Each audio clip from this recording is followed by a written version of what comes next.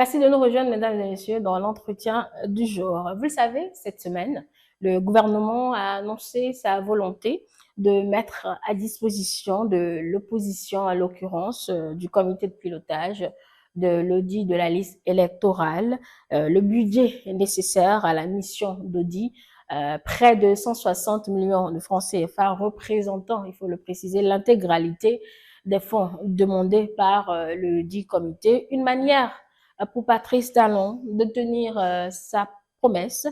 Qu'en dit alors sa mouvance qui a clairement affiché et exprimé sa volonté de ne pas s'associer à cette entreprise? Ce faisant, est-ce que le chef de l'État forcerait la main aux partis qui soutiennent les actions du gouvernement pour accompagner cette frange de l'opposition dans la démarche? Sinon, que comptent faire les partis comme l'Union progressiste, le Renouveau, après cette démarche du gouvernement? Pour répondre à nos questions dans le fauteuil de l'entretien ce dimanche, nous avons Maître Rafiou Paraïso, avocat au barreau du Bénin, et également membre du bureau politique du parti Union progressiste Le Renouveau. Bonjour à vous, Maître. Merci d'avoir accepté notre invitation. Bonjour, madame la journaliste. Un plaisir de vous retrouver ce dimanche. C'est un plaisir partagé. Voilà, pour les échanges. Vous savez aussi, dans l'actualité, Maître Paraïso, il y a cette célébration de l'anniversaire de la conférence nationale, 35 ans déjà, que les assises ont eu lieu. Au sortir de cette conférence, le rapporteur général déclarait, je le cite, « Au travail, mes amis, nous avons vaincu la fatalité ». Fin de citation. À l'analyse, 35 ans après ces assises, avons-nous réellement vaincu cette fatalité? Nous ferons tout à l'heure la discussion. Mais avant d'en arriver à ce sujet, intéressons-nous, si vous le voulez bien, aux élections générales. L'ANIP a annoncé que la liste provisoire sera disponible en septembre prochain, conformément aux exigences légales. Dans le même temps, Maître Paraïso, le gouvernement va débloquer le budget demandé par le comité de pilotage de l'audit de la liste électorale. Il s'agit de l'intégralité des fonds. Quand on sait quand cette frange de l'opposition a exprimé sa volonté de faire l'audit et de vous associer, votre parti politique a complètement exprimé sa position en ne voulant pas et a dit ne pas vouloir s'associer à cette entreprise. Voilà que Patrice Talon a débloqué les fonds. Qu'en dit votre parti politique, Maître Rafiou Paraïso? Je vous remercie une fois encore, madame la journaliste. C'est le lieu de saluer la démarche du chef de l'État, qui a prouvé une fois de plus qu'il reste le président de la République, le président de tous les Béninois, le chef de la famille. Je le dis d'autant que, malgré la position de la mouvance et de l'Union progressive du Renouveau, dont je suis membre, et la position qui est connue d'ailleurs, celle de ne pas se pencher sur cette question, d'autant qu'elle se trouve déjà réglée à travers les organes qui sont mis en place. Le chef de l'État a été très soucieux et a eu l'écoute de tous ses fils, parce que tous autant que nous sommes membres, nous sommes fils du Bénin, et donc, que ce soit opposition ou mouvance, nous avons tous droit, n'est-ce pas, à l'écoute du chef de l'État. Et ce dernier a pris à cœur la préoccupation de l'opposition ou de certains partis politiques qui ont jugé utile d'aller à l'audit de la liste électorale. Donc, c'est le lieu pour moi, comme je vous le dis, de saluer le chef de l'État, sa démarche, qui est restée quand même constante. Sa démarche constante depuis novembre 2023, au moment où cette question avait été évoquée, et qui a promis d'accompagner le mouvement, l'accompagnement qui est sanctionné aujourd'hui par cette décision qu'il a prise de mettre à disposition des fonds pour pouvoir réaliser l'audit tel que le cadre de considération des partis politiques le demande. Alors, lorsque vous avez un chef qui écoute tous ses enfants, vous ne pouvez que l'applaudir. Vous ne pouvez que saluer sa démarche, même si, de notre côté, nous restons dans notre démarche, à savoir que cette demande du cadre de considération reste superfétatoire. Superfétatoire parce que il existe un cadre légal, un organe technique qui est habilité à réaliser ces opérations quitte à ce que les acteurs politiques se greffent au moment de l'extraction de la liste électorale informatisée provisoire, que ces partis aillent à la recherche de ce qu'ils estiment être nécessaire pour garantir une certaine fiabilité, aillent vers cet organe-là pour apporter le contrôle qui sied afin de pouvoir garantir la sincérité de cette liste-là. Donc, je crois savoir que le chef de l'État a joué sa partition. En tant que père de la nation, il a fait ce qu'il doit faire et cette démarche-là ne vient à aucun moment contrevenir la démarche de l'Union progressiste, le renouveau. Une démarche superfétatoire, avez-vous dit, Patrice Talon savait bien qu'il y a l'ANIP qui a à charge ce rôle-là dont vous parlez. Pourtant, il dit, allez-y, vous restez sur votre position, dites-vous à l'Union progressiste, le renouveau. Est-ce que c'est pas quelque peu aller contre ce que votre leader désire? Le président de la République, c'est le président du Bénin. Oui. C'est le président de tous les Béninois. C'est le président de tous les partis politiques. Quand je dis de tous les partis politiques, ce n'est pas en tant que chef de parti politique, mais c'est le président de la République qui incarne l'autorité de l'État et qui est garant du respect de la Constitution et qui doit pouvoir assurer la création d'un cadre dans lequel tous les acteurs politiques évoluent afin qu'il ne soit observé un déséquilibre dans la jouissance des droits des uns et des autres. C'est dans ce cadre qu'il a joué sa partition. C'est pas parce que l'Union progressiste, le renouveau, a marqué sa position que forcément cela doit impacter les actions que le gouvernement doit pouvoir mener. D'accord. Mais... Il y a une différence. Il y a une différence entre partis politiques soutenant la mouvance et le gouvernement qui est le gouvernement de tout le pays qui assure naturellement et qui encadre justement les actions de tous les partis politiques. Mais là, Patrice Talon a plusieurs genres. Là, au moins, j'en vois deux. Chef de l'État, vous venez d'expliquer qu'il est chef de la nation, etc. Mais il est quand même chef de la majorité. Est-ce que ça fait pas, c'est ça la question, cacophonie, que lui, il dise le vouloir et que vous vous en soustrayez? Ce n'est pas que le chef de l'État ou le gouvernement a pris l'initiative de réviser ou d'auditer la liste électorale, appelant tous les partis politiques à s'asseoir autour de la question et que l'Union progressiste ait marqué son opposition. Mais là, est-ce que vous ne forcez pas un peu la main en le faisant, en octroyant le budget à ce comité? Pas du tout. Je vous donne un exemple. Lorsque vous êtes chef de famille, un chef de famille qui a plusieurs enfants, et un problème se pose en famille, une frange des enfants prend une position, l'autre prend la position contraire, et il appartient au chef de famille de trancher. Avant de trancher, il va écouter les uns et les autres. Et il va devoir chercher à comprendre ce qui motive tel ou tel enfant à faire telle revendication. Au jour d'aujourd'hui, il ne peut pas trancher sans pouvoir chercher à savoir la fiabilité de ce que l'un et l'autre disent. À partir du moment où il laisse la main libre à chacun de faire ce qu'il a à faire, il aura le temps, après, de faire le constat, de se rendre compte de ce que X ou Y a raison de demander ceci, ou X, Y a raison d'opposer une résistance.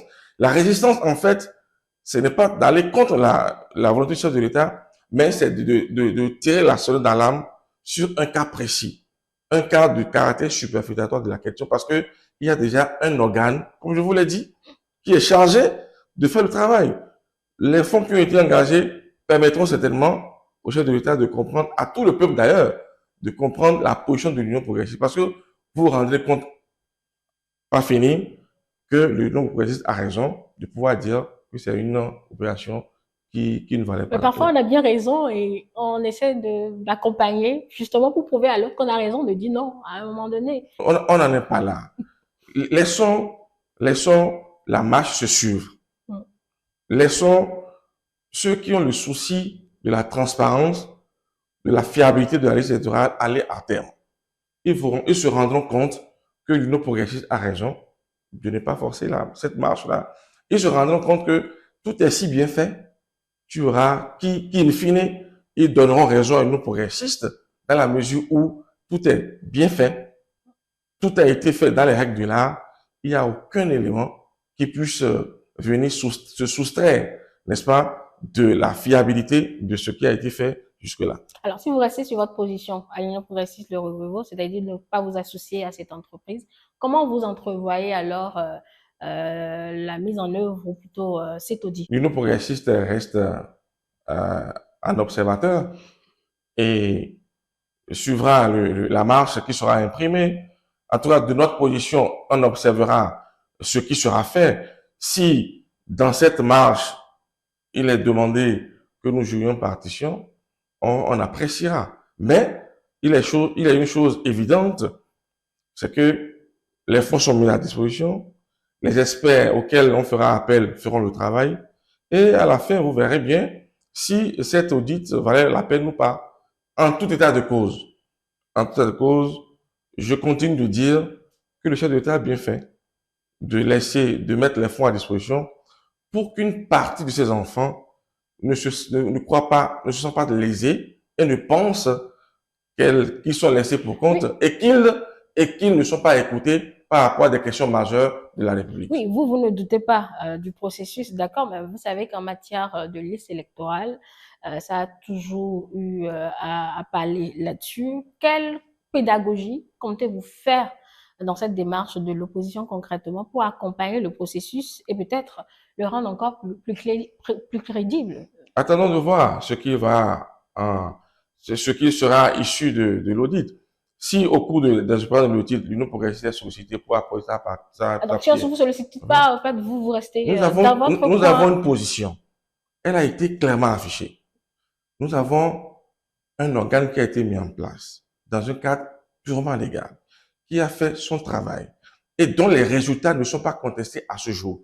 C'est encore cet organe qui nous a permis de produire la liste électorale qui nous a conduit aux élections 2023. Pourquoi de 2023 à 2025? On peut penser, on peut croire qu'il y a de quoi douter de la fiabilité de cette liste au point d'en demander l'audit. Allons, laissons voir, puisque nous estimons qu'on peut faire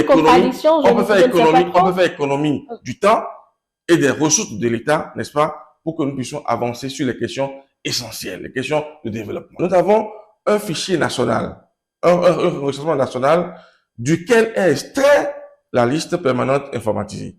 Et donc, les données sont là. Il n'y a pas de rajout. En dehors des nouvelles, des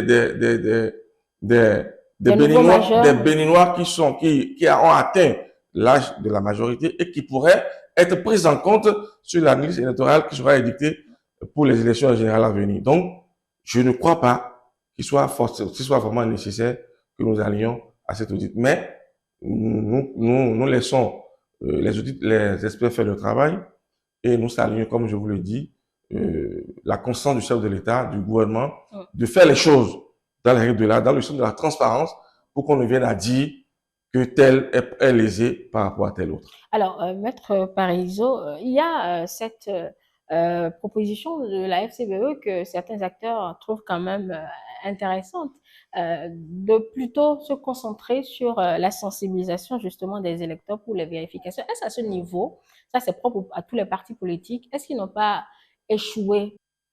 Les partis politiques ont pour mission d'animer la vie politique et en ce sens, ont l'obligation de former leurs militants, ont l'obligation de se donner les moyens afin de pouvoir justement contrôler tout ce qui entre en ligne pour l'organisation des élections.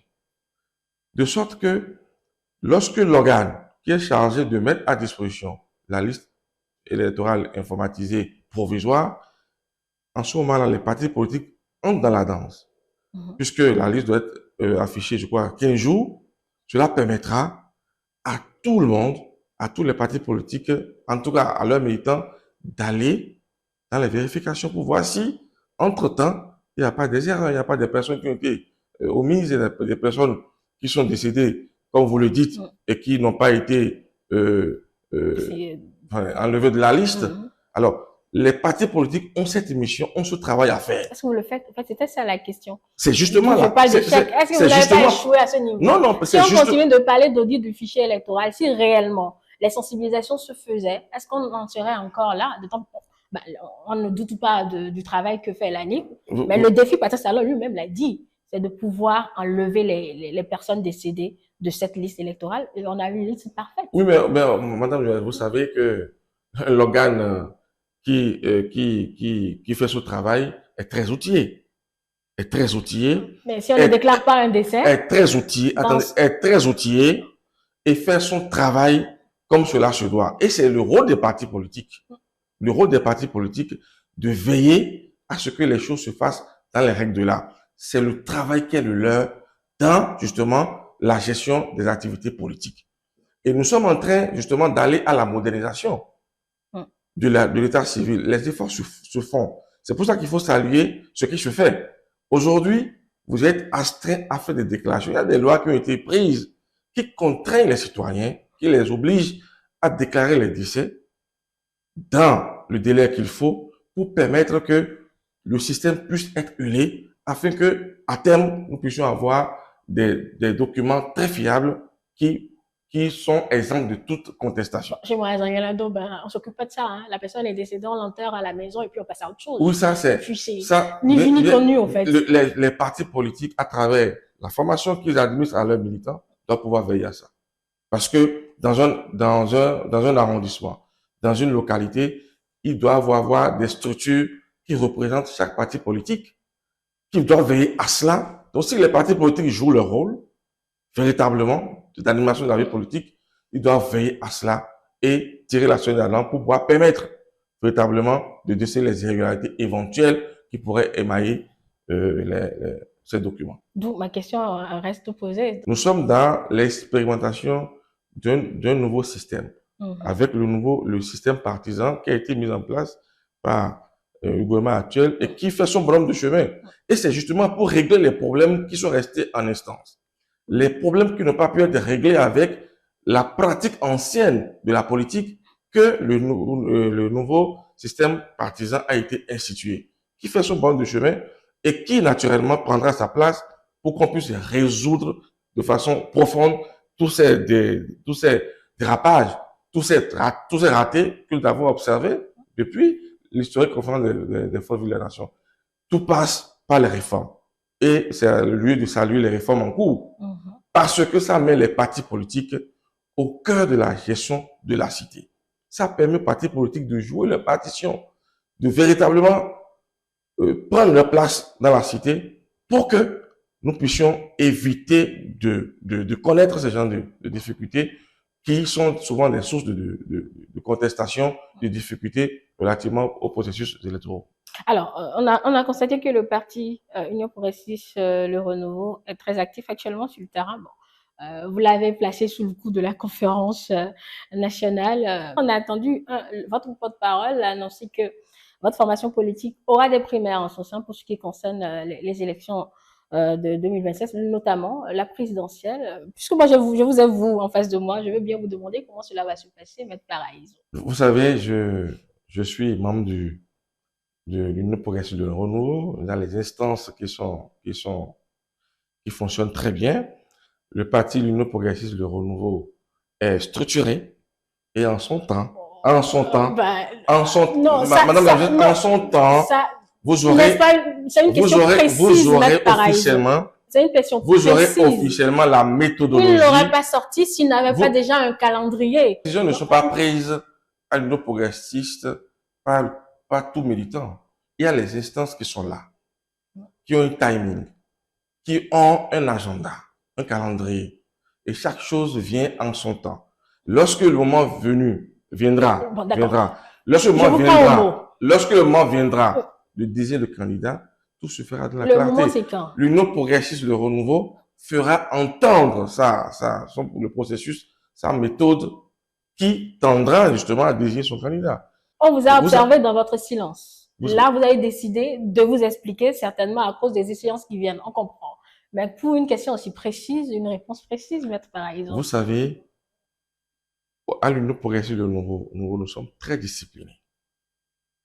Nous sommes très disciplinés et c'est un point d'honneur pour chaque militant, en tout cas à quelque niveau où il se trouve, à quelque structure à laquelle il appartient, d'observer pour que justement il n'y ait pas une interférence dans les prérogatives. Avec le temps, vous comprendrez comment l'Union progressiste ira aux élections.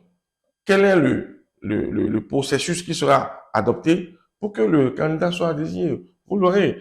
Nous sommes nous sommes au Bénin et rien ne se fera. Rien ne se fera en catimini. Le parti progressiste fait beaucoup de communiqués, on communique beaucoup, et vous allez vous rendre compte que rien ne se fera en catimini. D'accord, je prends la réponse telle qu'elle m'est servie. Je vous pose alors une autre question. Le défi aujourd'hui à l'Union progressiste, le renouveau, peut-être c'est la succession de Patrice Talon, mais comment comptez-vous faire de cette succession? Lorsque vous observez le Bénin actuellement, il est unanimement admis qu'il y a un travail de taille qui a été fait. Alors donc, la succession du président Talon sera très difficile. C'est lourd.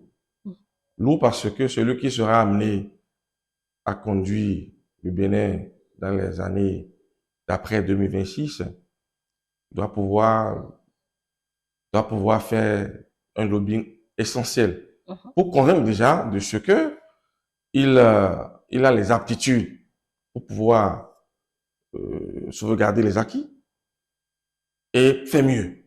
C'est un défi.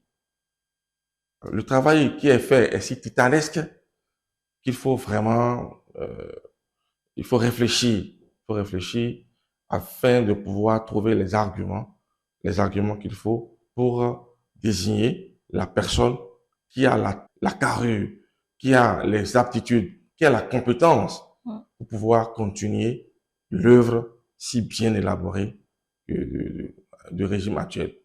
Alors, je dis avec vous que l'héritage que va nous laisser le président Patrice Talon est consistant. Est consistant. Le travail est si bien élaboré qu'il va falloir justement que nous retouchions les manches pour pouvoir faire comprendre au peuple béninois que celui qui pourra être proposé éventuellement par les instances a la capacité de faire au-delà, sans faire mieux, de faire autant que le chef de l'État en exercice. D'accord, allez. Il y a une autre actualité que vous célébrez à l'Union progressiste Le Renouveau. C'est bien évidemment l'anniversaire, le 35e de la conférence nationale. Il y a cette série d'activités organisées par l'Union progressiste Le Renouveau pour rester collé à l'événement des 35 ans de la conférence nationale. Ça a commencé par des prières pour la paix, célébrer les pionniers, etc. C'est vraiment utile. Madame la journaliste, le Bénin en lui-même, c'est un pays de prière, de croyance, de foi. Le Bénin est composé de ses habitants qui pratiquent chacun selon son choix une religion. Et les Béninois donc, sont des personnes qui ont la foi. La prière, c'est très important, c'est capital pour quelqu'un qui a la foi, qui est en connexion avec son Dieu. Si déjà les Béninois, tous comme ils le sont des gens de prière, de foi, il est essentiel quand même que dans tout ce que nous posons comme acte, que ce soit politique, que ce soit des actes sociaux, que nous accompagnons de la prière. Nous aurions voulu que les choses se fassent en invoquant un être suprême pour pouvoir bénir, accompagner ce que nous faisons. Vous dites prier pour la paix, maître Paraïso. Et quelqu'un vous a posé la question, c'est toi vous l'avez lu. Mais de quelle paix vous parlez? Nous parlons de la paix pour le pays. C'est pas des prières forcément qui amènent la paix, c'est d'abord des comportements. Je vais vous dire ceci. Les responsables des églises vous l'ont dit. Je vais vous dire ceci. Lorsque vous lisez la Constitution du Bénin, le chef de l'État, dans son serment, prête serment en invoquant Dieu. Oui. Devant Dieu. Et les mains de nos ancêtres. Les mains de nos ancêtres. Alors, lorsqu'on se réfère à l'idée de Dieu, il est difficile d'en détacher la prière. Donc la prière est capitale pour accompagner tous les actes que nous posons, parce que nous sommes des hommes, nous avons une croyance et nous savons que dans la prière, on peut justement y trouver du bonheur. Ah, c'est dans la foi individuelle, non? Et donc, C'est dans la foi individuelle. si dans la Constitution, on se réfère à Dieu, si à la conférence nationale des forces vives que nous invoquons, les travaux ont été dirigés de main de maître par un homme de la foi, à travers, je me souviens encore de cette célèbre phrase, qui est une prière. Je cite, qu'aucune goutte de sang ne nous éclabousse et nous emporte dans ses flots. Ça, c'est une invocation, c'est une prière. Et la prière qu'il avait dite a accompagné les travaux jusqu'à la fin. Les Béninois qui étaient à cette conférence ont été très sensibles à cette phrase du monseigneur de Souza. D'accord. Et donc, tout ce que nous faisons, que nous accompagnons de la prière, on croit que ça doit pouvoir avancer. Lorsque on se réfère aux élections, aux régimes anciens, aux élections anciennes qui ont eu lieu, même si ce ne sont pas les partis politiques qui en prenaient l'initiative, la société civile a toujours organisé des prières pour que les élections se passent dans la paix. Dans la paix. On prie pour la paix parce qu'on estime que lorsque nous avançons vers des joutes électorales, c'est des moments de tension. Alors on invoque les mânes, on invoque le Dieu pour permettre d'apaiser les cœurs des uns et des autres, pour que justement nous puissions partager ensemble, n'est-ce pas, l'idée de paix, l'idée de pouvoir tenir compte de l'unité nationale, de tenir compte des intérêts nationaux pour ne pas justement se servir des élections pour brûler ce pays. Donc, l'idée de la prière est une idée capitale. Je me souviens de Vivi l'International à travers sa chanson, Madou, qui à chaque élection, n'est-ce pas, nous replonge dans la nécessité de nous accrocher à la prière pour pouvoir éviter de basculer dans le chaos. Donc, c'est à juste titre que nous progressons le renouveau, oui, mon parti politique, a pris les initiatives d'organiser à travers le pays la prière, que ce soit pour ceux qui sont de la foi catholique, protestants, les religions nationales, pour que tout le monde se retrouve dans le devoir de pouvoir préserver la paix. Voyez-vous, en priant, en invoquant la paix, on peut mieux supporter. D'accord. Je vous demandais, que faites-vous des actes? La foi, c'est autre chose, mais l'acte lui-même. Oui, mais l'acte, le comportement lui-même. Le comportement, nous faisons chaque jour un peu plus pour justement poser des actes responsables dans un cadre de dialogue, dans un cadre de critique objective, pour que justement tout se règle dans ce cadre-là. Alors, nous ne sommes pas un parti de violence, nous sommes un parti de dialogue, nous sommes un parti d'échange, nous sommes un parti qui prône le respect de l'autre. Et donc, nous invitons naturellement tous ceux qui sont sur la scène politique à emboîter le pas au niveau progressiste pour que chacun puisse cultiver la paix, appeler à la paix à travers des actes, des comportements qui solidifient et qui consacrent la paix. Alors, vous êtes convaincu que ces prières sont utiles? Très utiles. Très utiles. Je suis un homme de foi. C'est de votre droit. Très utile. Et dans la même... Je revois le conseil de Souza dans sa soutane à la conférence nationale et qui était respecté et qui apaisait les cœurs par les mots de la foi. Dans la même lancée, vous avez organisé, vous comptez être en colloque dès la semaine prochaine sur l'héritage de la conférence nationale. Alors, la question qui vient tout de suite, c'est de quel héritage vous voulez parler? Quel héritage vous voulez célébrer concrètement, Maître Paraiso? Ça fait 35 ans que nous avons choisi la voie démocratique. L'héritage de 35 ans, c'est quand même un héritage important. Il est important que nous rappelions au peuple béninois d'où nous sommes partis, là où, sur le chemin que nous avons fait et là où nous en sommes à ce jour. Alors, nous avons fait du progrès. Le bébé qui était né en 1990, aujourd'hui a environ 35 ans. il a eu le temps de naître, d'aller à quatre pattes, de marcher, de grandir et de devenir adulte. Alors, il y a du chemin qui a été fait. Et il est de notre devoir de, de célébrer ensemble ce que nous avons fait, jeter un regard en arrière pour voir si tout ce qui avait été demandé à la conférence nationale a été mis en place. Est-ce qu'il y a du chemin qui reste à faire? Est-ce que tout a été si bien fait? Est-ce qu'il y a des imperfections qu'il faut corriger?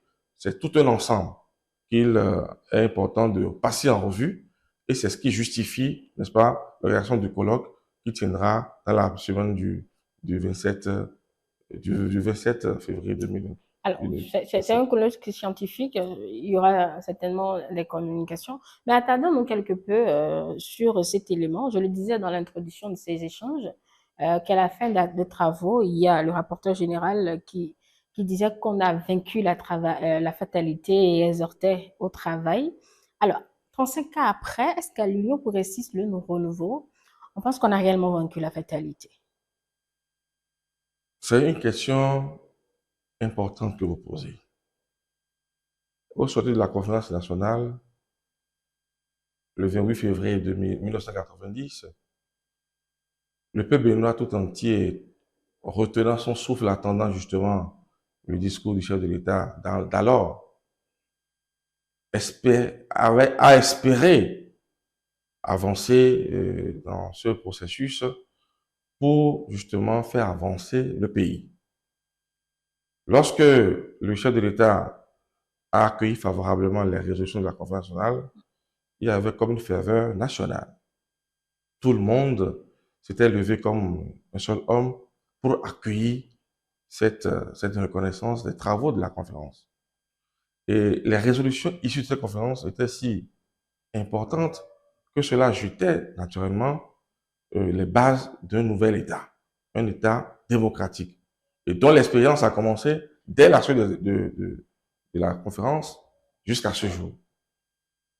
Alors, est-ce que de 1990 à ce jour, est-ce que nous pouvons dire avoir vaincu la fatalité? Je répondrai en deux parties. La première partie consistera à nous interroger sur ce que la conférence avait retenu comme résolution, pour nous aviser de ce que ces résolutions ont été mises en place à ce jour ou pas. La conférence a institué un régime démocratique avec un agenda précis, le vote d'une nouvelle constitution, d'abord un régime transitoire avec à sa tête un premier ministre, après le vote de la constitution, l'institution d'un État véritablement de droit à travers les élections qui font voter le président de la République, qui mettent en place des institutions et qui naturellement fait marche pour que la démocratie puisse être célébrée, puisse être instituée dans le pays. Sur ce point, je crois que nous avons vraiment vaincu la fatalité. Depuis 1990, tout a été mis en place, les élections se font à bonne date, les institutions fonctionnent normalement, il y a le principe de la séparation du pouvoir qui est caractéristique du régime démocratique qui est observé, les libertés sont exprimées, alors nous pouvons dire que sur ce plan, la conférence nationale a été une réussite, les résolutions qui en sont issues ont été effectivement mises en place et nous ne pouvons que nous en réjouir. Le second volet de ma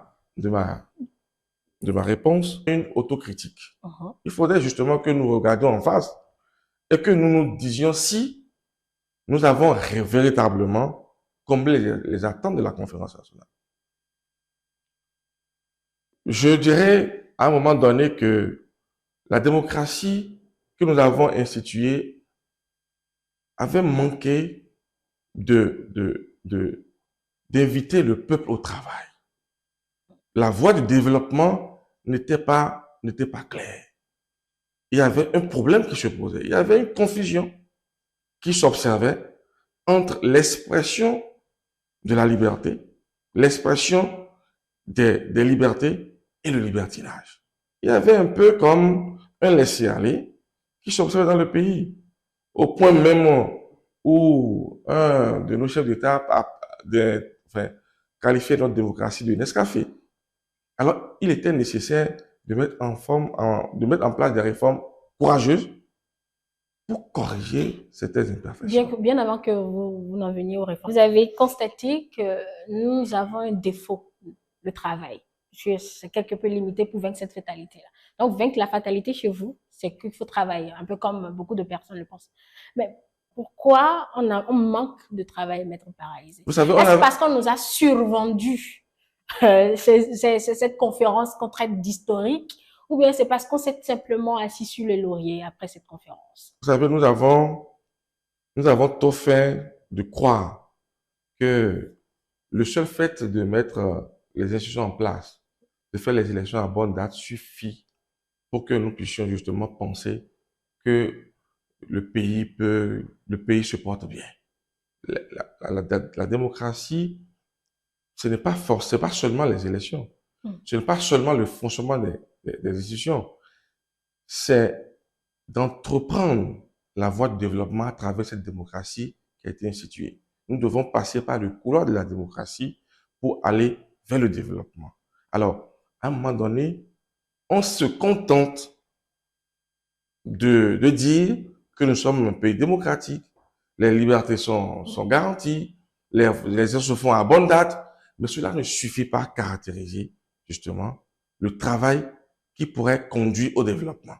C'est pour cela que il était impérieux que nous assignions, que nous marquions une pause et que nous demandions le modèle de développement que nous voulons pour notre pays. Est-ce la démocratie dans la pagaille? Est-ce la démocratie où chacun peut se lever et faire ce qu'il veut? Ça semble être cela. C'est justement. La démocratie semble rimer aujourd'hui à pagaille parce que c'est une remise en cause en permanence des institutions qu'on a justement mises en place au cours de cette conférence nationale-là. Ah, je vais vous étonner. Pour vous dire quoi? Pour vous dire que c'est le peuple, à travers ses dirigeants, n'est-ce pas, qui fait la démocratie. C'est la façon dont le peuple vit la démocratie qui est le baromètre pour pouvoir dire si nous sommes en démocratie ou pas. Alors, le peuple béninois aujourd'hui a-t-il le sentiment de n'être pas en démocratie? Est-ce que les libertés sont bâillonnées? Est-ce que les gens n'ont pas le droit d'aller aux associations? Est-ce que les gens n'ont pas le droit de dire ce qu'ils pensent? Ça, c'est la démocratie. Mais ça ne suffit pas. Il faut aller au travail. Il faut travailler. On ne peut aller au développement sans le travail. À un moment donné, l'administration était laissée pour compte. Il y avait la corruption partout. Il y avait un laisser-aller général. Il fallait, à un moment donné, taper du poing sur la table pour, n'est-ce pas, amorcer un véritable plan de développement. Donc, c'est pas le système qui est mauvais selon vous? Le système démocratique est un bon système. Mais cela dépend. C'est la compréhension qu'on a du système. C'est la compréhension que chaque Béninois a du système. C'est pas parce qu'on est en démocratie qu'on n'a pas d'obligations. Et pourquoi on a alors différentes compréhensions d'un système aussi clair? Justement. Avant lecture. Non, mais la compréhension divergente que le peuple a dans la démocratie, n'est-ce pas, ça peut se comprendre.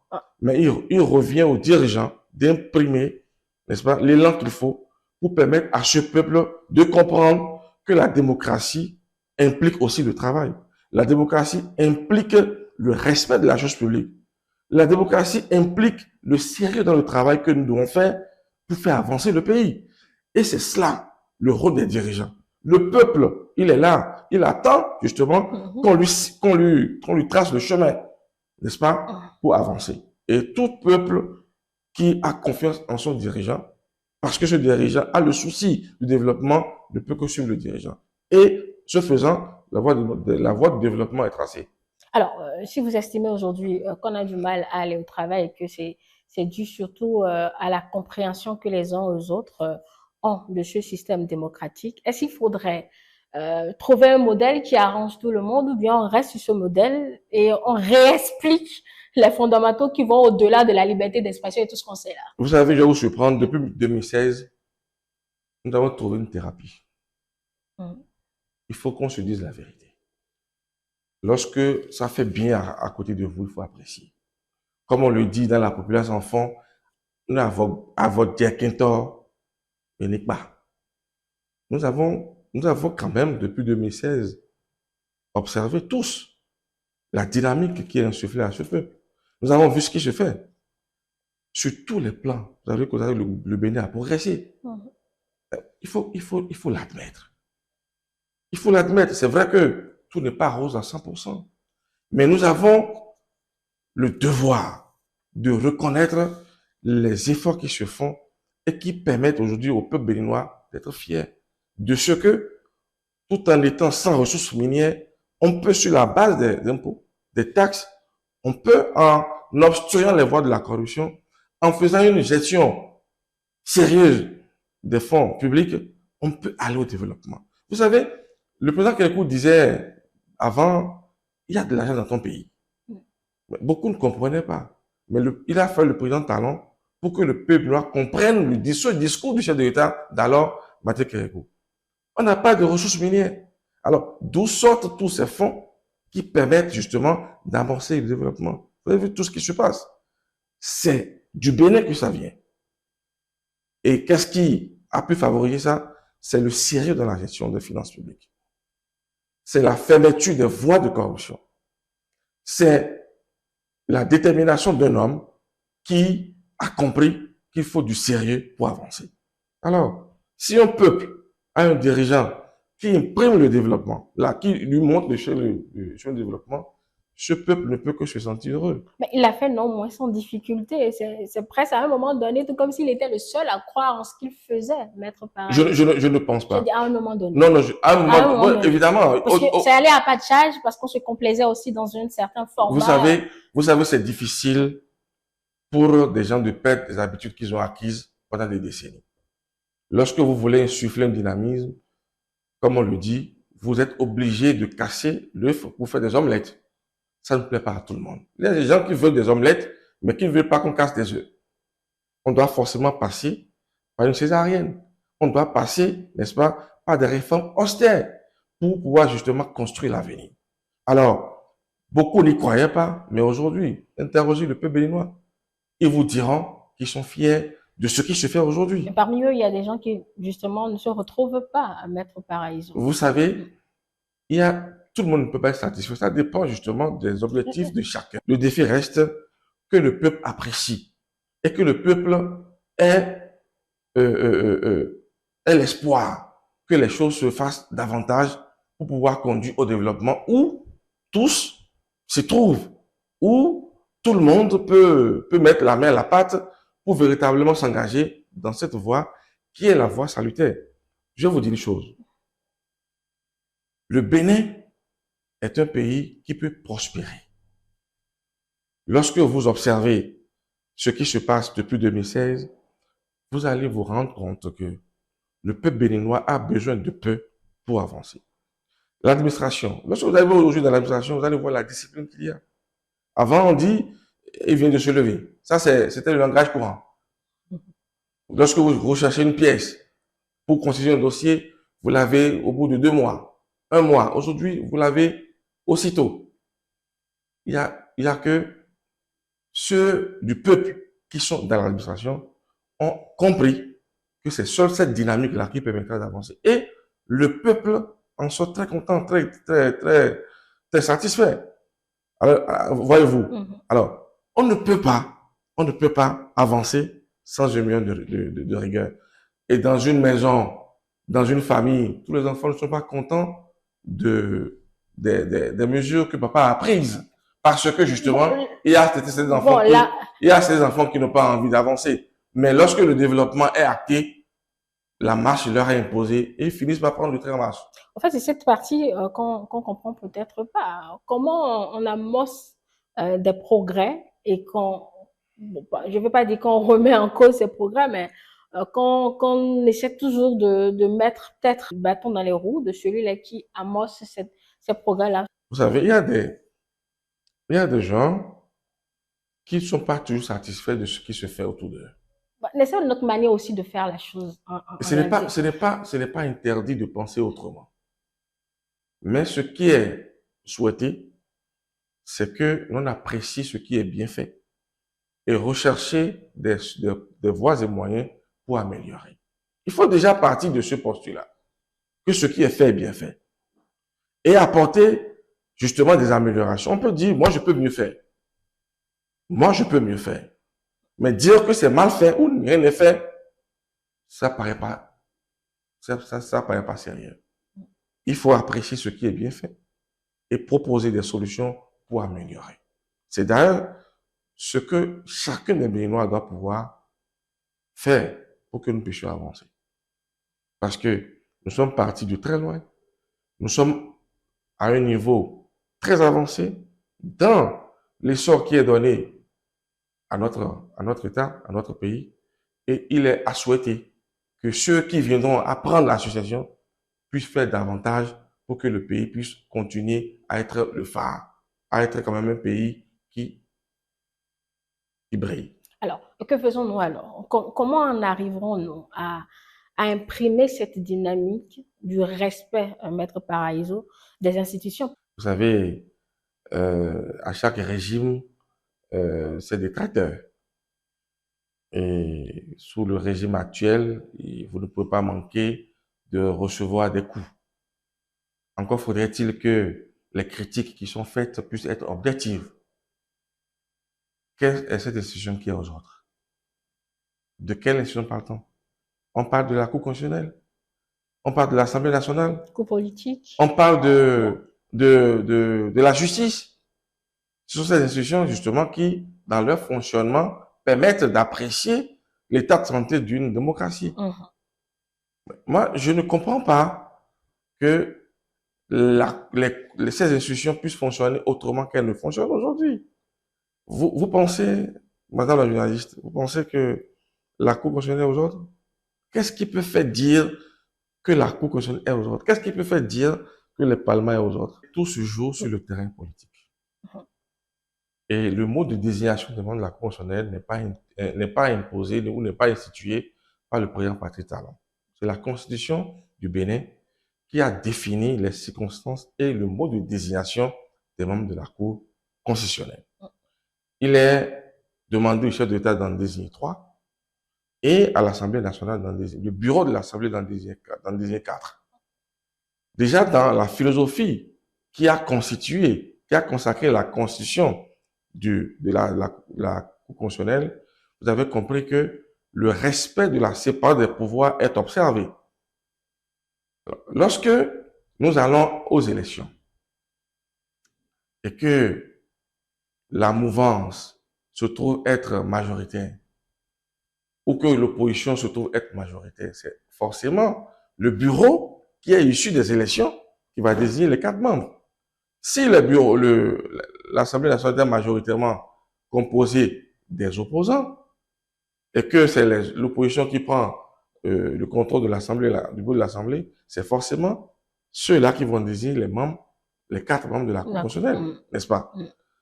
Pourquoi est-on malaisé de voir le bureau de l'Assemblée jouer sa partition, jouer son rôle constitutionnel en désignant les 4 membres que la Constitution a reconnu de désigner? C'est parce que c'est un Parlement à majoritairement mouvancière, n'est-ce pas, qu'il faut s'en offusquer. Ça, c'est le jeu démocratique. C'est le jeu démocratique. On ne peut pas faire autrement. On se retrouve dans un contexte où, à l'Assemblée nationale, une majorité s'est dégagée en faveur du pouvoir en place. Et c'est dans le respect et dans les prérogatives de cette institution que les femmes ont été désignées. En quoi cela vient compromettre l'intégrité des personnes compétentes de par leur profil déjà retenu par la Constitution elle-même? En quoi cela vient compromettre leur intégrité? Comment cela vient les vassaliser? Dans la mesure où on sait que ces personnes qu'on appelle ça une fois désignées se mettent au-dessus de la mêlée. Normalement, oui. Et justement, regarde avec l'œil du sage les institutions et doivent rendre les décisions en tenant compte de l'intérêt du peuple et de ce que les textes ont dit. Alors, je ne vois pas en quoi on peut penser qu'une cour qui est constituée de cette façon, au regard des instances, au regard de la Constitution, dans le respect des prérogatives de chaque institution, comment on peut dire que cette cour est aux ordres? Ça fait partie du jeu démocratique. Alors, au vu de tous ces éléments, Maître Parizeau, que nous venons de passer en revue, aujourd'hui, le défi de notre démocratie, c'est quoi à votre lecture? La démocratie béninoise a réussi, au sortir de la conférence nationale, à mettre en place le cadre légal institutionnel qui permette justement de véritablement se retrouver dans un état de droit. Nous avons les élections qui fonctionnent, les élections qui sont faites à bonne date, tout est en place pour que nous ne puissions pas douter de ce que nous sommes dans un état de droit. Les libertés sont préservées, sont protégées. Le mouvement, la liberté d'association, tout est protégé dans le pays. Donc, il ne reste qu'un seul point, le développement. Le développement, on ne peut pas se nourrir de ces seuls éléments. De l'organisation des élections, du fonctionnement des élections. On peut pas, on ne peut continuer à se plaire dans la satisfaction de déclarer partout que nous faisons les élections à bonne date. Il faut justement que cette démocratie puisse nous servir à aller de l'avant. Nous devons justement emprunter cette voie démocratique pour pointer vers le développement. Nous devons justement travailler à assainir l'économie, les finances, à amorcer un véritable élan de développement pour que nous puissions vraiment nous satisfaire de ce que nous sommes en train de porter vers le haut de notre pays. Alors, je vous ai dit tout à l'heure que nous avons fait des bons qualitatifs depuis 2016 et nous devons continuer dans cette lancée. Les finances sont assainies. Vous avez, le Bénin est quand même, a été reconnu sur le plan mondial comme étant un pays qui pratique la bonne gouvernance. On ne peut que s'en réjouir. C'est parce que justement, il s'est trouvé quelqu'un qui a compris qu'il faut avancer par justement la rigueur dans la gestion de la cité. Et donc, comme j'ai commencé à le dire, on ne peut se satisfaire des seuls instruments démocratiques. Pour pouvoir justement avancer, il faudrait que nous amorcions véritablement le point de développement. Alors, au vu de ces progrès, justement, il y a cette question qui a refait surface ces dernières semaines. Je ne veux pas parler de troisième mandat, mais beaucoup plus sur la limitation des mandats. Alors, la question, elle a refait surface. Vous, à votre lecture, qu'en dites-vous? Ah ben, moi, je suis légaliste. Je suis très légaliste. Au jour d'aujourd'hui, la Constitution du Bénin est claire. Nul ne peut, en aucun cas, faire plus de 2 mandats de sa vie. Le débat est tranché. D'autres positions, ce sont des hommes qui ont fait la Constitution. Mais la Constitution est en vigueur. Nul ne peut, en aucun cas de sa vie, le débat, faire plus de 2 mandats. C'est de réfléchir sur la question. Parce que les éléments qu'on met sur la table, c'est que même la France a accepté cette limitation il y a très peu. Mais la France a fini par y arriver. Bon, les États-Unis ont fini par y arriver. Bien sûr, oui. Vous rappelez, le président Roosevelt avait fait 4 mandats, mais après ça, ils ont trouvé utile de mettre... C'était une question de santé, non? Sauf si ma mémoire est...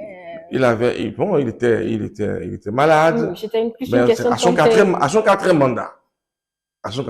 Oui. Cela intervenait dans un contexte particulier. Avec le New Deal qu'il avait élaboré, qui venait répondre, n'est-ce pas, aux solutions à trouver pour pouvoir résorber la crise économique de 1929 qui avait quand même altéré les finances mondiales. Alors, c'était un cas exceptionnel. Mais après cela, les Américains ont jugé utile de fermer, de limiter le mandat à 2 mandats. La France, à un moment donné, a jugé utile de limiter à 2 mandats. Bon, pourquoi vous voulez que le Bénin fasse exception? Non, je vous pose la question. Mais les Britanniques aussi, eux, bon, il n'y a pas de limitation de mandat chez eux. Hein. Mais pourtant, vous voyez comment ça se passe? Bien. Ça se passe bien. Très bien, mais parce que justement, ils ont une culture démocratique. Oui, ça, c'est leur culture. Ils ont une culture démocratique. Mais leur démocratie n'a pas 35 ans. Mhm. La démocratie n'a pas 35 ans. La monarchie constitutionnelle n'a pas 35 ans. C'est des centaines d'années Bien sûr, oui. en arrière. Alors donc, nous sommes en train de faire notre expérience. Il y a des questions sensibles qui peuvent faire exploser un peuple. Et Mhm. donc, le constituant de 1990 en a tenu compte pour dire il faudrait justement que nous épargnions à notre peuple des situations de tension qui Mais, pourraient entraver la marche vers le développement Maître et que Parizeau, nous penchions vers l'essentiel. Et pour pouvoir y aller, il faut éviter justement que des questions du genre ne viennent à bouleverser tout un ordre mais établi. est-ce que c'est parce qu'on ne pense pas qu'on est immature à gérer ces questions-là?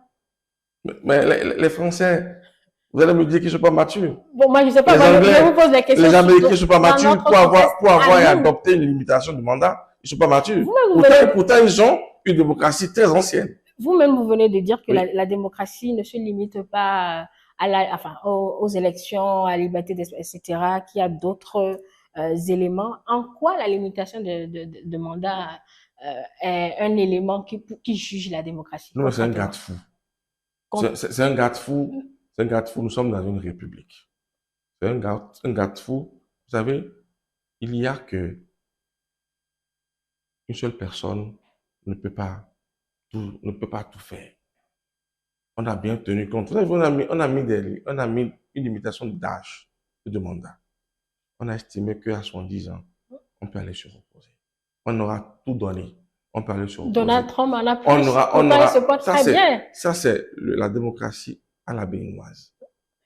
C'est pour vous demander si cet argument n'est pas désuet. Nous avons tenu compte de nos réalités. Parce que c'est vrai que nous avons copié sur les autres, mais nous avons nos réalités qu'il faut prendre en compte. Et c'est ce qui a gouverné justement tous ces critères qui ont été mis sous forme de dispositions insérées dans la Constitution. Alors, si le temps faisant son œuvre nous amène à réfléchir autrement, on avisera. Mais pour l'instant, Vous pensez que c'est pas à l'ordre du jour, qu'on ne peut pas y réfléchir? non, mais on a mieux à faire. On a les questions de développement, on a la question de l'économie, on a la question du social, qui sont préoccupantes. Plutôt que de se pencher sur la question de l'élimination d'âge, allons justement aux questions qui permettent à un peuple de s'en sortir. C'est plus important. Je comprends que vous êtes légaliste, donc ce débat n'a pas lieu d'être selon vous. Bien, mais pour sortir de ces échanges sur justement cette conférence nationale, vous voyez le Bénin comment d'ici 2060, puisque d'ailleurs, il y a une vision sur laquelle travaille le gouvernement. Madame la journaliste, vous savez, après les acquis, après ce qui a été fait, il y a ce qui est en instance, ce qui est en train d'être fait. La réforme du système partisan. Vous savez, c'est une question fondamentale. Pendant longtemps, le Bénin a évolué, c'est vrai, en démocratie, sans que les partis politiques n'aient véritablement joué leur rôle. Les de Nicéphore Soglo au président actuel, aucun n'a pu être élu à la magistrature suprême parce que porté par un parti politique. C'est souvent un conglomérat de partis ou de mouvements qui portent une personnalité à la tête de ce pays. La conférence a institué un système partisan. Et donc, dans l'entendement des conférenciers, c'est véritablement, comme dans toute démocratie, les partis politiques qui doivent jouer leur partition pour animer véritablement la scène politique. Alors, mais de 90 ou 91 à 2016, aucun parti politique n'a réussi à lui seul à porter un candidat, en tout cas, et à le hisser à la tête du pays. Pas en arrivant. Bon, c'est au cours du mandat qu'on essaie de mettre en partie. Pas en arrivant. Pas en arrivant. Alors, cela dénote de la faiblesse du système partisan. Pourquoi? Parce que nous avons des partis qui se créaient au gré de tout politicien, de toute personne qui avait envie de se mettre sur la scène politique, se met dans son arrondissement ou dans sa localité pour créer un parti politique. Donc, nous avons justement des partis qui n'avaient pas véritablement d'envergure nationale, des partis de quartier, des partis de région, des partis de communes.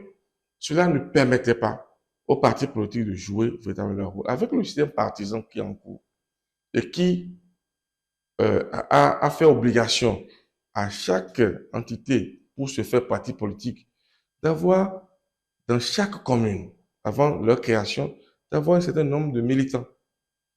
Ça, ça permet justement, avant sa création, d'être sûr que ce parti politique couvre l'entièreté du territoire national.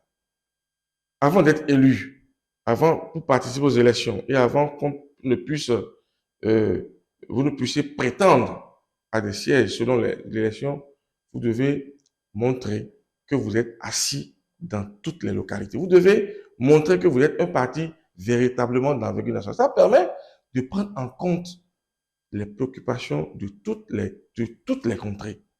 Ça permet aux partis politiques de savoir ce que je passe dans chaque localité. Parce que justement, le parti politique qui a 10% ou 20% dans telle localité, justement, doit se soucier des électeurs et doit pouvoir prendre à cœur les préoccupations de cette localité. Mais si vous êtes élu et que donc, sur une liste de partis politiques et que votre parti n'a pas de voix dans d'autres régions, vous vous contentez juste de régler ou de prendre à cœur les problèmes des électeurs qui vous ont élus. Ignorant justement les problèmes des autres localités. Or, avec le système partisan, le fait d'exiger qu'un parti politique, avant de pouvoir bénéficier de sièges, le fait d'exiger d'avoir de suffrage dans à un certain taux dans chaque localité, est le gage de ce que ce parti politique se préoccupe justement des problèmes de ces localités, va pouvoir justement, à travers ces électeurs, être à même de cerner les problèmes qui s'y posent et de pouvoir proposer des solutions lorsqu'il en viendra, par exemple, à prendre le pouvoir. Donc, c'est un acte de progrès, en fait. C'est un véritable acte de progrès. Bien sûr que c'est un acte de progrès, parce que lorsque vous avez un grand ensemble politique, ça permet justement de savoir ce qui se passe dans toutes les localités. Ça permet de proposer des réformes ou des solutions dans chaque localité. Ce n'est pas priorisant une localité par rapport à une autre. Ou prendre des mesures qui tiennent compte de tout le peuple. C'est justement le positif qu'il faut tirer justement de cette réforme qui finira par faire son chemin, qui fera son chemin et qui finira par être adopté parce que justement c'est une bonne œuvre. Vous allez vous rendre compte avec le temps. Vous savez, les réformes sont difficiles dès le départ. Mais lorsque vous vous rendez compte de l'efficacité des réformes, tout le monde finit par s'allier. Tout le monde se rend compte que cette réforme-là, douloureuse soit-elle au départ, a pu permettre justement de régler beaucoup de problèmes. Parce que ce n'est pas possible de continuer de fonctionner comme on fonctionnait. D'accord. À l'Assemblée nationale, vous savez comment ça se passait? Je ne sais pas, moi, de vous le rappeler. Chacun le sait. Mais aujourd'hui, on a une certaine discipline dans la façon de gérer. Voyez-vous, donc, ça fait partie des choses qui sont à saluer et qui vont permettre justement d'assainir le paysage politique et de rendre les partis politiques responsables de la gestion des affaires de la cité. Voilà. Allez, nous commençons à manquer de temps. Maître Paraiso, il faudrait qu'on rende l'antenne, mais non pas sans aborder cette question. On a vu cette semaine, on l'a tous appris, cette reprogrammation de l'affaire d'Ainva qui a lieu depuis quand même 15 ans. Les premières assises ne nous ont pas permis de connaître l'issue. On s'interroge beaucoup plus aussi sur le timing. Est-ce que on peut lire ce timing sans aborder la question politique? Vous savez, toutes les questions sensibles, lorsque la justice s'en saisit et suscite des polémiques, c'est à bon droit. Mais là, il est toujours important que je rappelle que nous sommes dans un régime démocratique. Les institutions fonctionnent. Il y a le principe de la séparation de pouvoir. Le judiciaire est totalement indépendant de l'exécutif. Le législatif est indépendant de l'exécutif. Chaque organe fonctionne selon les règles démocratiques, selon les textes de la République. Oui, mais quand Alors, la justice ne fonctionne pas au pas que l'exécutif lui fait marquer. elle a son agenda, ça c'est connu. La justice fonctionne Mais au vu de selon les l'affaire règles de la et justice. pas des mises en cause, hein, mais en tout cas des personnalités dont on cite le nom. Moi, je n'arrive toujours pas à comprendre pourquoi on veut toujours trouver la même politique derrière ce qui se fait à Donc la vous ne justice. voyez pas, hein? C'est difficile pour moi de voir. Ok. Pourquoi? Parce que je suis avocat. Et je sais comment fonctionne la maison de justice. Je sais que lorsqu'une affaire naît et fait l'objet d'une procédure, elle doit pouvoir, à terme, lorsque les faits sont constitués, elle doit pouvoir être transmise devant les juridictions de jugement pour connaître une décision.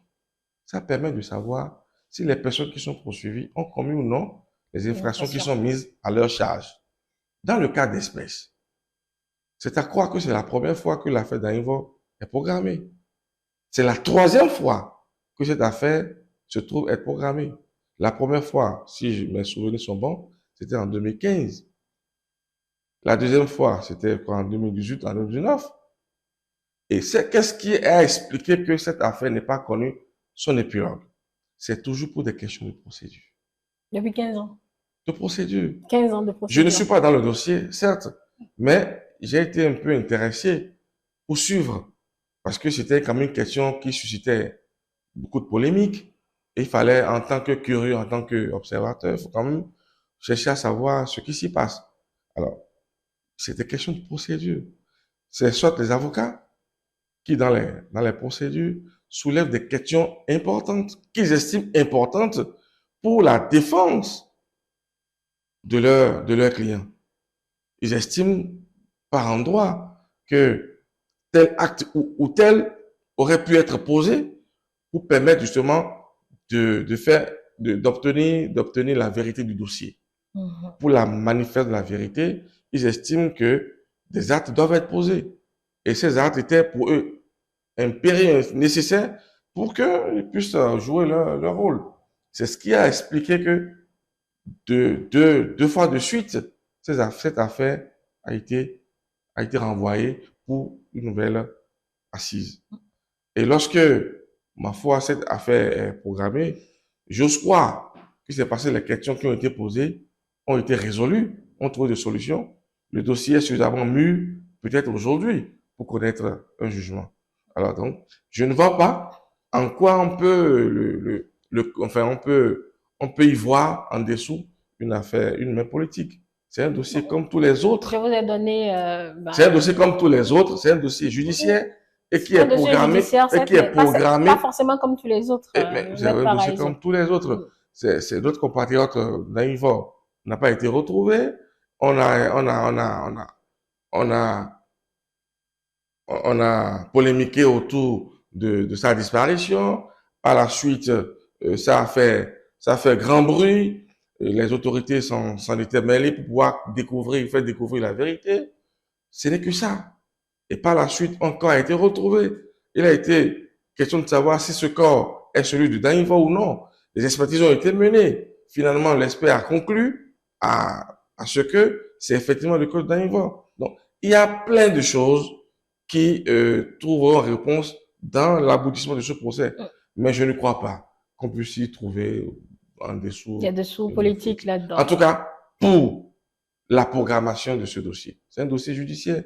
Lorsque les actes qui sont demandés pour être posés le sont et que le procureur estime que le dossier est suffisamment mûr pour recevoir une décision, à la faveur des assises qui sont programmées, il met le dossier au rôle pour que nous puissions aller à la décision.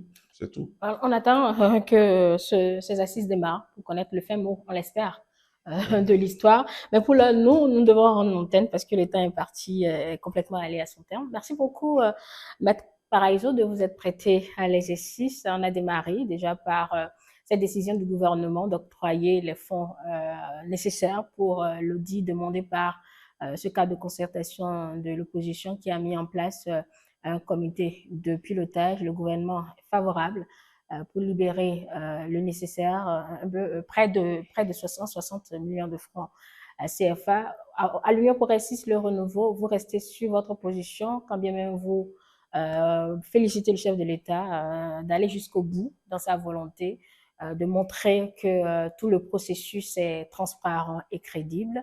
Vous ne comptez pas forcément faire de la pédagogie pour la crédibilité de ce processus. Vous attendez de voir l'issue ou les conclusions de cet audit. Et si vous avez une partition à jouer, peut-être que vous la jouerez au moins opportun. C'est ce que vous nous avez dit sur cette question. On a également parlé de la conférence nationale, notamment la pratique démocratique, les remises en cause et également la fatalité vaincue, comment l'avons-nous matérialisée en 35 ans. Vous avez conclu que nous devons aller au travail puisque c'est ce qui nous a manqué. Et justement, pour vous, à l'Union progressiste Le Renouveau, Patrice Talon a su, dans une certaine mesure, mettre les Béninois au travail en assainissant l'administration publique, en mettant des progrès ça et là. Et vous avez cité comme référence ce positionnement dans les structures de sondage, de bonne gouvernance, etc. Et le défi pour vous, c'est justement de continuer dans cette lancée. Et à l'Union progressiste Le Renouveau, justement, vous y travaillez, puisque la succession de Patrice Talon, qui a mis la barre tellement haut, la succession sera difficile, mais vous y travaillez. Comment ça va se faire? Vous n'avez pas voulu lâcher mot là-dessus, puisque pour vous, vous détenez votre agenda. Et pour finir, nous allons aborder la question de cette affaire d'Ainvo qui est à nouveau programmée.